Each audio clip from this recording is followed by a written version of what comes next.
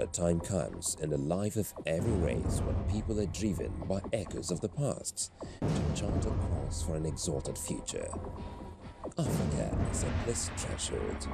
As major actors in the Africa arena plots a renaissance towards common destiny, let's pedal across the streams of yesterday, from the backstreets of Africa to the defining roles of policymakers, the political realities of the African nation, balance of power, and the strive to sustain national interest and identity. Join us on Network Africa on Channels Television. Network Africa, a rallying point for the emergence of a new Africa. On Network Africa this week, it's all about steps towards peace, investment, healthcare, and the fight against sexual violence. First up, South Sudan peace talks begin in earnest, and then the representatives of the rebels are a no-show on day 2. However, the U.S. continues to push for peace in the world's newest country. And President Kiir has agreed, along with the former Vice President Rick Bashar, to negotiate and ultimately to engage in the creation of a unity transition government. Then, as the Ebola virus continues to cause panic, we talk to one of our VOA colleagues in Dakar, and she says the key is not to panic, but to adjust habits. To develop treatments and vaccines for what are considered rare. Also, as the U.S.-Africa Leaders Summit concludes in Washington, D.C., President Barack Obama unveils a $50 billion plan in new investment in Africa by U.S. companies in construction, clean energy, banking, and information technology. So today we're raising the bar. We decided we're meeting our goal too easily, Zuma. So we got to go up. Hello and welcome to Network Africa. I'm Cynthia Are. As always, let's begin in Nigeria, where we've got some rather disturbing news. One of the nurses who attended to the Liberian-American Ebola victim in Lagos is now dead.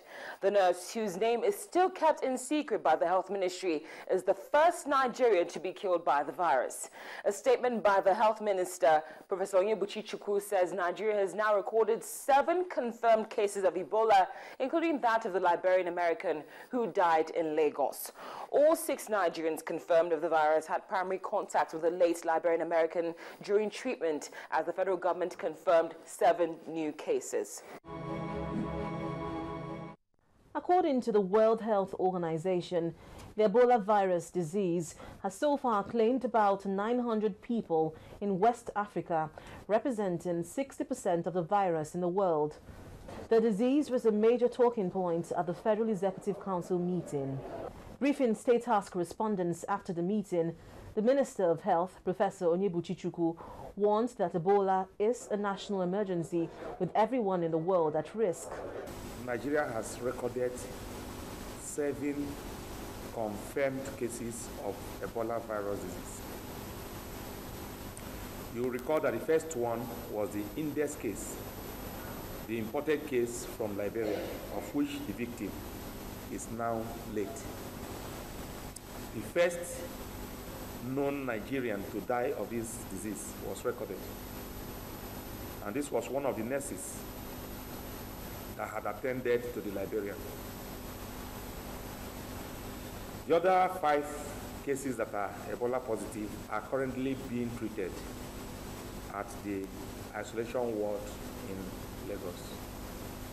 The health minister, who said council focused mainly on the measures being taken to check the Ebola virus, said the federal government has reached out to the United States Center for Disease Control to request for the unapproved Ebola drug Z-map for the treatment of affected persons in Nigeria. I just want to say, believe you me, we are doing everything possible. I sent an email to the director of the U.S. Center for Disease Control, because even in the last, we have been in communication in the last 36 hours, either talking or sending emails. We are communicating by emails as well as talking. And I also asked, I said, we are getting reports that the experimental drug seems to be useful. Is it also possible that we can have access our own people who are presently being treated under incubation. The Minister of Information advised Nigerians to be wary of quacks who would want to take advantage of victims. We had the story that bitter kola could cure Ebola virus disease. Now that has not been verified. The Minister of Information said the federal government is also set to recruit and deploy health personnel with attractive remuneration to Lagos to assist in the fight against the deadly virus. More on the Ebola virus right now. Without a doubt, the virus has literally been causing panic in several countries, mostly African, in the last month. But there is some good news, as officials have confirmed that U.S. aid workers who contracted Ebola in Liberia appear to be improving after receiving an experimental drug. But it's not clear if the ZMapp drug, which has only been tested on monkeys, can be credited with the improvement.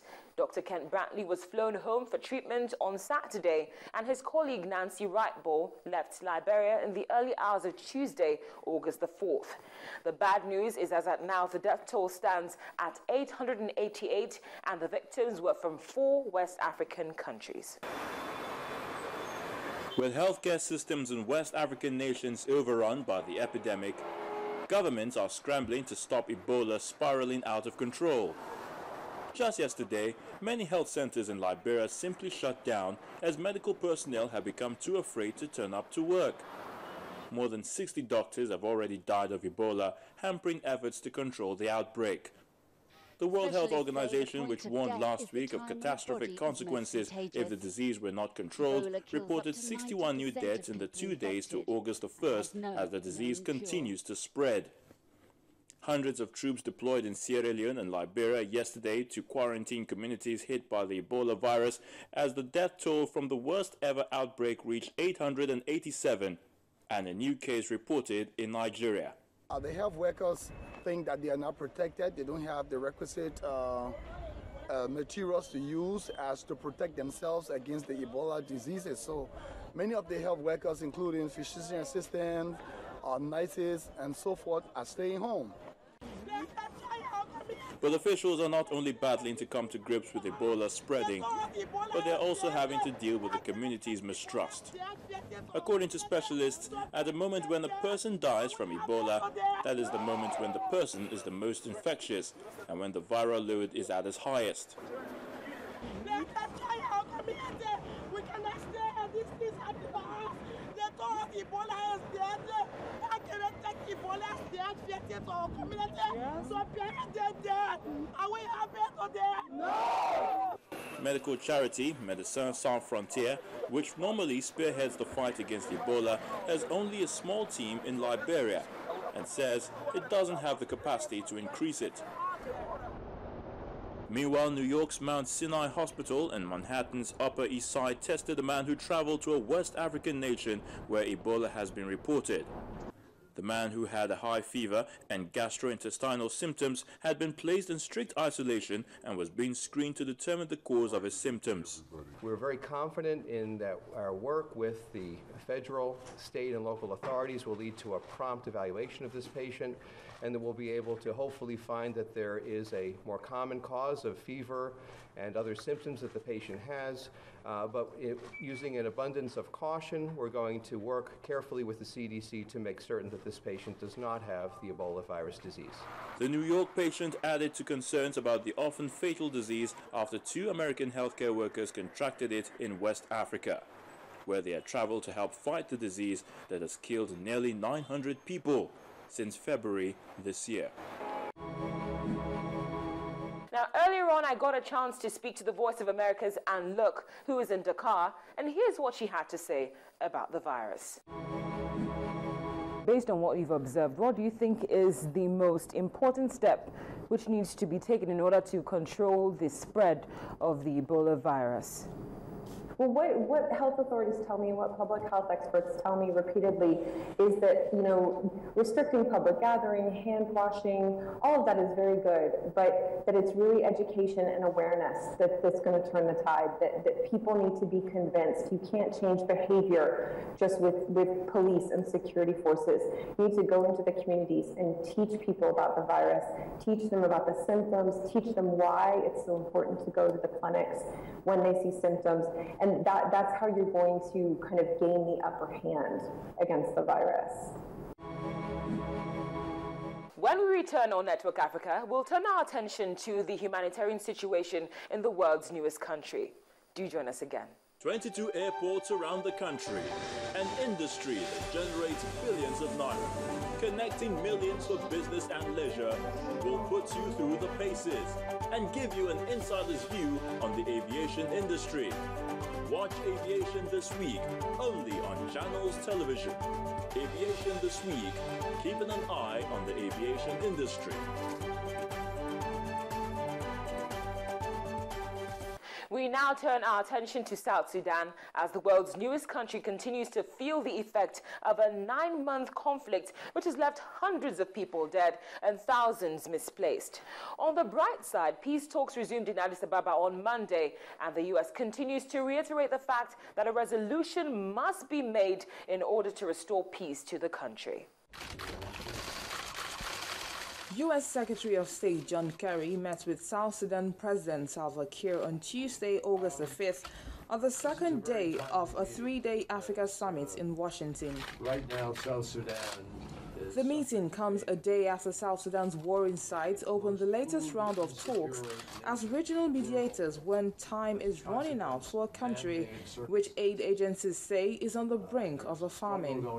At least 10,000 people have been killed since fierce fighting erupted in the capital Juba in December, pitting government forces of President Kiir against supporters of Riek Machar, his former deputy and longtime political rival.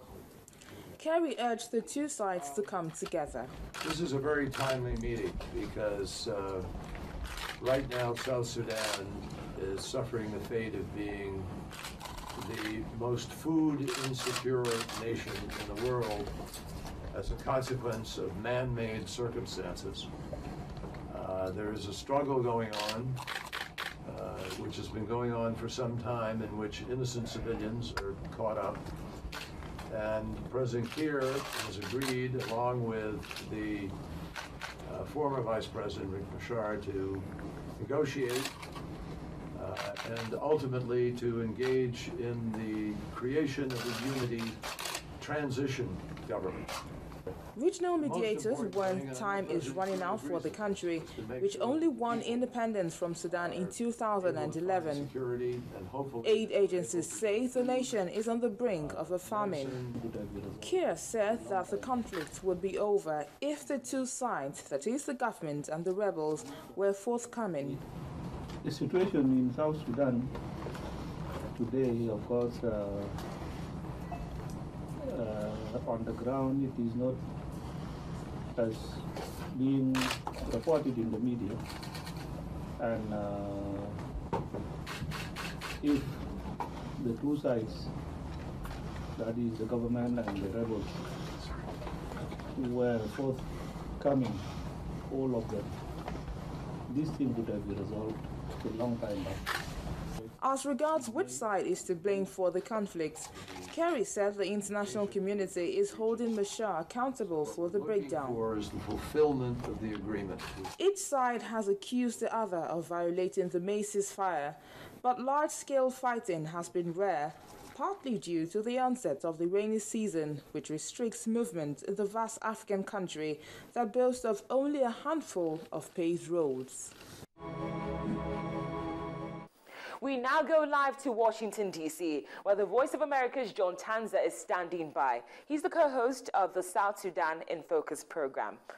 Hello, John. Glad to have you on the show.